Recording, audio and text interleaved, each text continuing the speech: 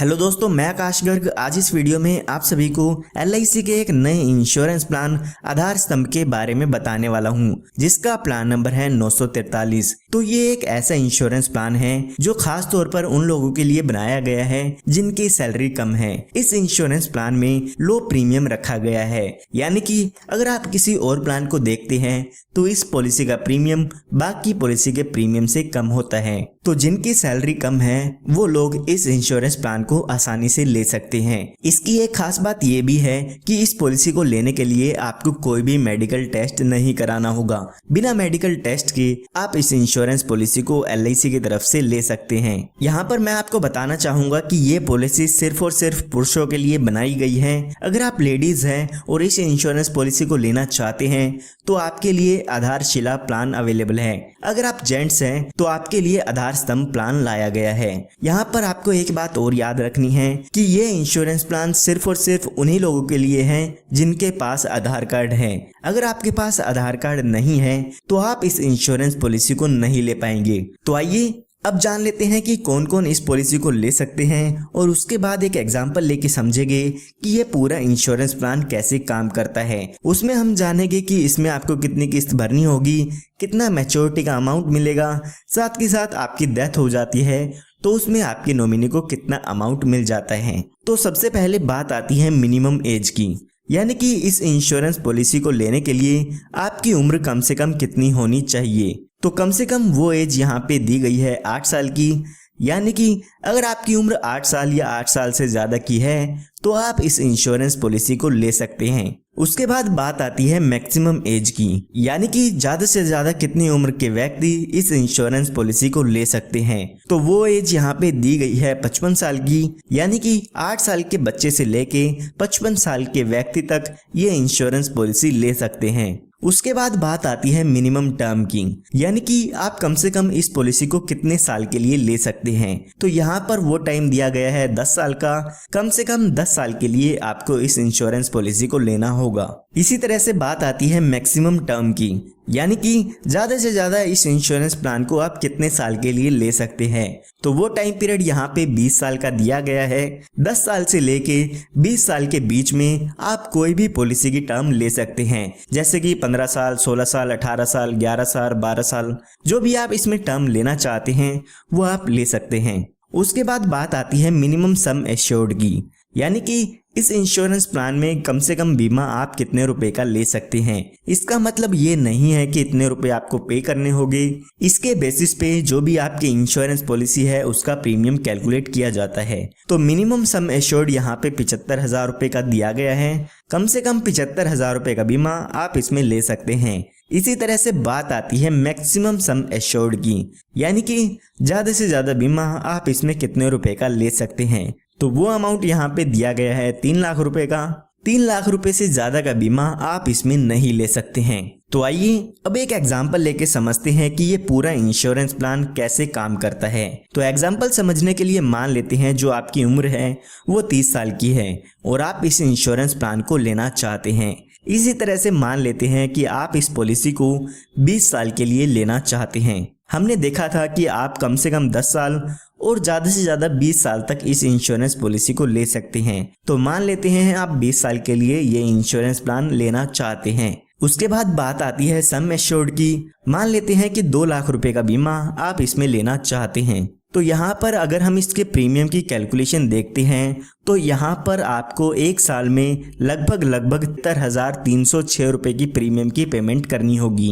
अगर आप हर महीने में 3 महीने या 6 महीने में इस पॉलिसी का प्रीमियम भरना चाहते हैं तो वो भी आप स्क्रीन पर देख सकते हैं। उसके बाद बाकी के बचे सालों में आपको 7,148 रुपए हर साल इस पॉलिसी की किस्त भरनी होगी।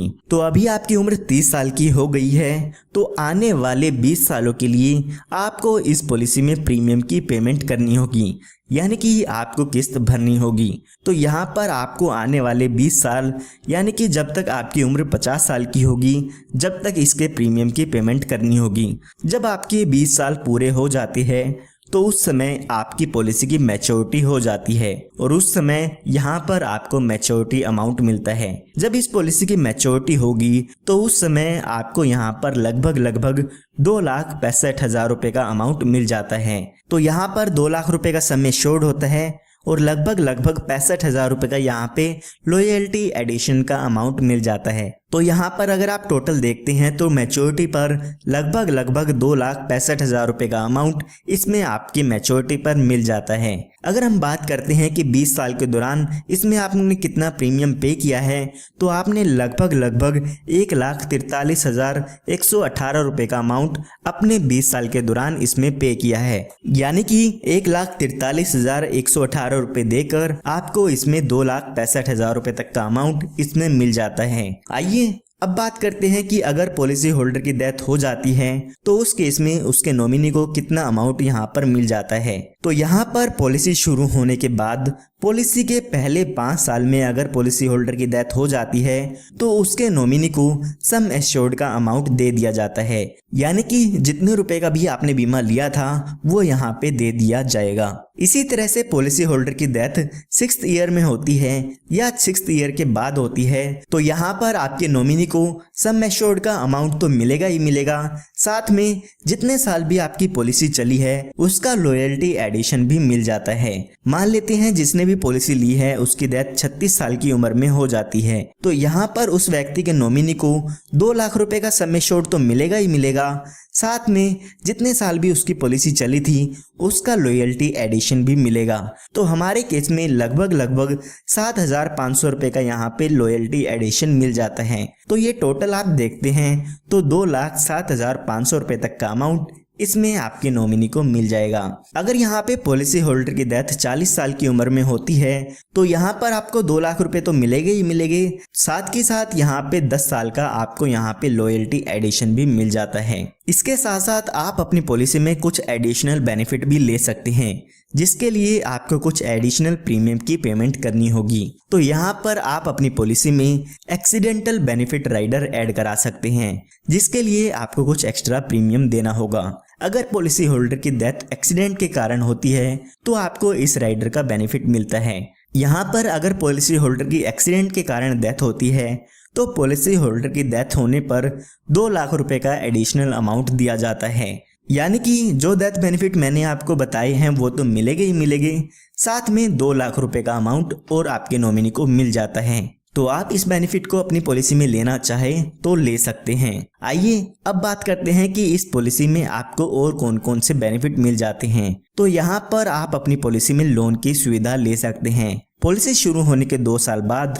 आप अपनी पॉलिसी पर लोन ले सकते हैं। जो भी लोन का अमाउंट होता है उस पर आपको इंटरेस्ट LIC को पे करना होगा। उसके बाद यहाँ पे आप अपनी पॉलिसी को सरेंडर भी करा सकते हैं। अगर आप अपनी पॉलिसी को बंद कराना चाहते हैं तो 2 साल के बाद आप अपनी पॉलिसी को बंद करा सकते हैं। उस समय जो भी सरेंडर वैल्यू आपकी पॉलिसी की होती है वो वैल्यू आपको यहाँ पे मिल जाती है। अगर आप 2 साल से पहले अपनी पॉलिसी को बंद कराते हैं तो उस केस में आपको LIC की तरफ से कोई भी अमाउंट रिफंड नहीं मिलता है। उसके बाद यहाँ पे LIC ने आपको प्रीमियम की पेमेंट करने के लिए 4 पेमेंट के मोड दिए हैं। आप अपनी पॉलिसी की किस्त 1 साल में भर सकते हैं, 6 महीने, 3 महीने या हर महीने भर सकते हैं। जो भी आप प्रीमियम पेमेंट मोड यहाँ पे लेना चाहते हैं वो आप अपनी पॉलिसी में ले सकते हैं। उसके बाद LIC यहाँ पर आपको ग्रेस पीरियड भी देती है। कई बार ऐसा होता है कि आप अपनी पॉलिसी का प्रीमियम टाइम पे नहीं कर पाते हैं तो LIC यहाँ पर आपको कुछ एक्स्ट्रा दिन देती है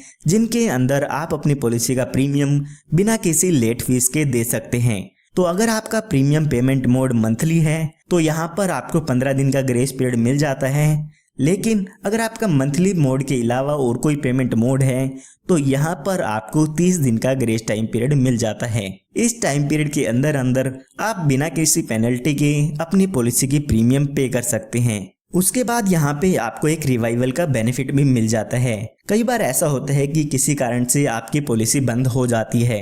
अगर आप उस पॉलिसी को फिर से शुरू कराना चाहते हैं तो बंद होने के बाद 5 साल के अंदर अंदर आप अपनी पॉलिसी को फिर से शुरू करा सकते हैं। जो भी उसके प्रीमियम्स हैं, जो भी उसके इंटरेस्ट है, उनकी पेमेंट करके आप अपनी पॉलिसी को फिर से शुरू करा सकते हैं। उसके बाद यहाँ पे आपको टैक्स बेनिफिट भी मिलते हैं। तो जो भी इनकम टैक्स की रिटर्न फाइल करते हैं वो इस ऑप्शन का बेनिफिट ले सकते हैं। तो आप अपनी पॉलिसी के प्रीमियम की डिडक्शन ले सकते हैं इनकम टैक्स रूल्स के हिसाब से।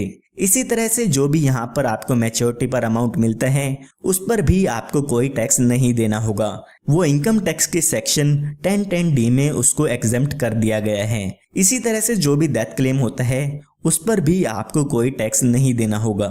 उसके बाद यहाँ पे LIC ने आपको एक बेनिफिट और दिया है, वो ये है कि आप अपने मैच्योरिटी या डेथ क्लेम के अमाउंट को इंस्टॉलमेंट में ले सकते हैं। यानी कि जो आपको पैसा एक साथ मिलना था उस पैसे को आप किस्तों में ले सकते हैं। तो LIC यहाँ पर आपको कहती है कि जो भी आपका मैच्योरिटी का अमाउंट है उस अमाउंट को आप 5, 10 या 15 साल की किस्तों में ले सकते हैं। LIC उन किस्तों पर आपको यहाँ पे इंटरेस्ट भी देती है। तो पॉलिसी की मैच्योरिटी होने से 3 महीने पहले तक आपको LIC को बताना होगा अगर आप अपने पैसे को इंस्टॉलमेंट में लेना चाहते हैं। ये आपके लिए एक ऑप्शन है। अगर आप इंस्टॉलमेंट में लेना चाहते हैं तो ले सकते हैं, वरना आप इसे एक साथ भी ले सकते हैं। इसी तरह से आप जो भी डेथ क्लेम होता है उसको भी अपने नॉमिनी को इंस्टॉलमेंट में दिला सकते हैं। आप अपनी पॉलिसी के दौरान बता सकते हैं कि आपकी डेथ होने के बाद आपके नॉमिनी को ये अमाउंट किस्तों में मिले या एक साथ मिले। तो जो भी आप ऑप्शन चूज करते हैं उसके हिसाब से आपके नॉमिनी को ये अमाउंट दे दिया जाता है। तो ये हमने बात कर ली है